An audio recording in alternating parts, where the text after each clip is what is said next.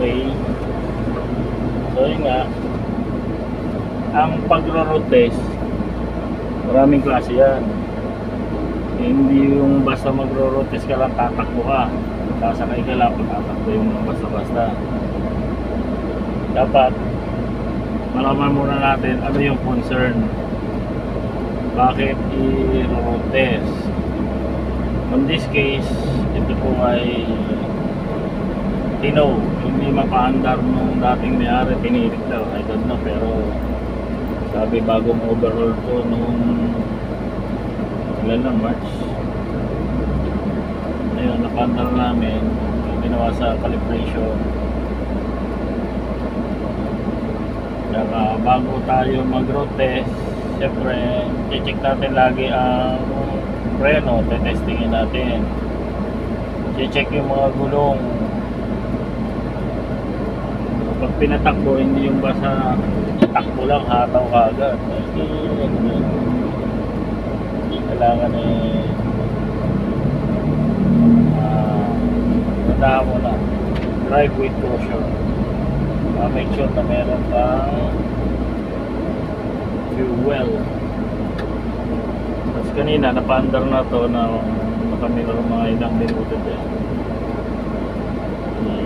I-test na rin yung temperature, okay naman siya. Bagong palit niya rin pala ang thermostat valve nito. Hindi ko pa na-confirm doon sa may-ari kung malamang overheat ang pinanggalingan ng tirik na ito kaya na-overhaul. Kasi bago yung ibabaw ng radiator niya na pa-repair na ginawa ng lata. Pag mag-road test, syempre yun nga again, always check yung gulong, tire condition, tsaka kung mahigpit na, lalo't galing sa ginagawa, galing sa shop, nag-service, nakalimutan luwagan yung gulong.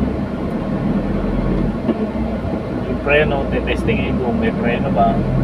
Pag testing ng preno, hindi po yung basta arangkada mo na.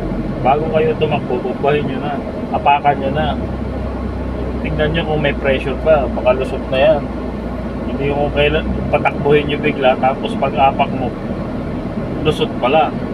Hindi dapat, bago mo patakbuhin, ako bago ko start, unang pasok ko sa sasakyan, diretso yung paa ko sa preno lagi.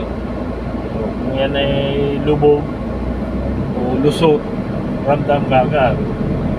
So kaya kahit araw-araw ko pa dinadrive yan, kahit bisikleta, motorsiklo, scooter, kotse, van, SUV, kahit araw-araw pa dinadrive yan, kay akin yan, kay hindi, araw-araw tuwing idadrive ko yan, pagpasok, bago ko isaksak ang susi, pagpasok ko sa sasakyan, diretso yung paa sa preno. Tsaka pag testing, gradual muna, hindi yung arangkada tapos biglang preno, o mamaya arangkada ka tapos wala pa ng preno. Hindi, paano kayo ito ngayon? Sabi pa, doon maraming natidisgrasya. Huwag kayo masyadong hyper. Kailangan pagganahin ng presence of mind, tsaka sentido común. Arangkada mo, hindi pa na-testing preno. Testing mo na preno bago tumakbo. Ano sa bike, sa motor, ibigay mo munang gano'n. Pagpiga mo, kung may pressure pa, may preno pa, may hydraulic, table, sa motor, gano'n din. Sa kotse, gano'n din. Sa mga sasakyan, paglapak mo, yung may nangangalahati, lumulusot, o paglapak mo, tama pa. Baka naman, bagong service yan, unang apak mo, lusot agad. Siyempre, bubombahin mo pag bagong service ang preno hanggang sa tumaas, o tsaka nyo pandarin, o tsaka nyo patakbuhin.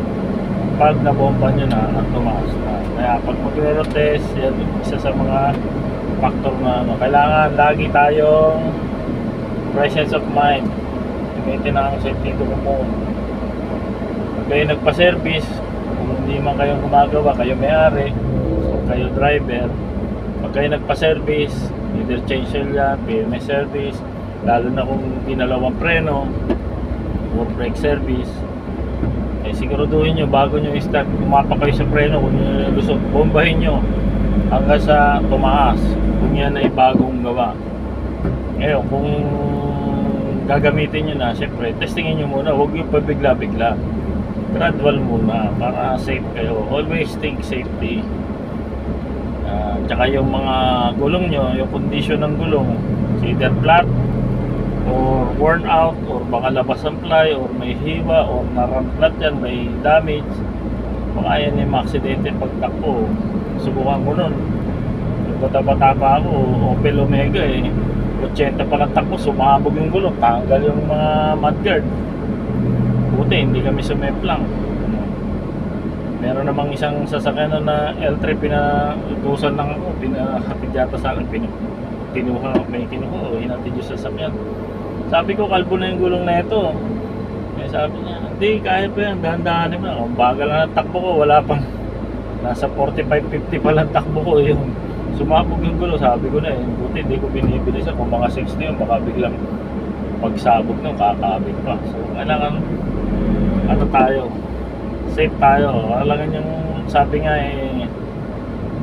never proceed.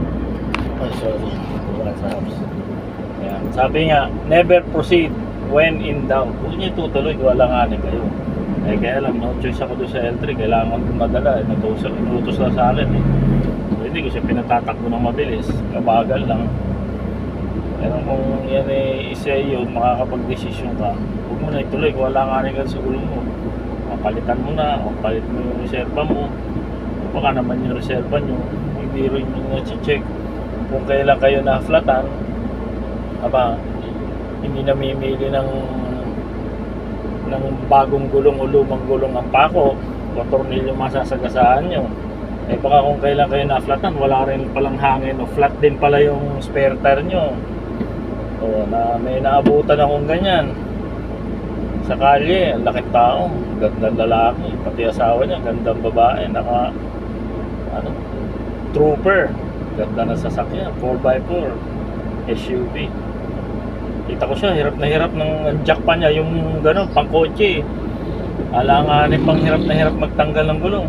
Tapos nito ako, sabi ko, sir, kamusta na nangyari sa na-flat tinanong ko siya, anong gagawin mo, sir? Papalitan ko ng spare tire. Bago pa yun, dahil galing ako doon sa likod, lumito akong gano'n, nakita ko na yung spare tire niya, may nakalaylay na wire na sira. Ginanong ko na, tinapik ko, sabi ko, flat to. So, nung tinanong ko siya, ano gagawin mo? Sabi, papalitan ko. Ano ipapalit mo, sir? Hypothetical. Sir, anong papalit mo?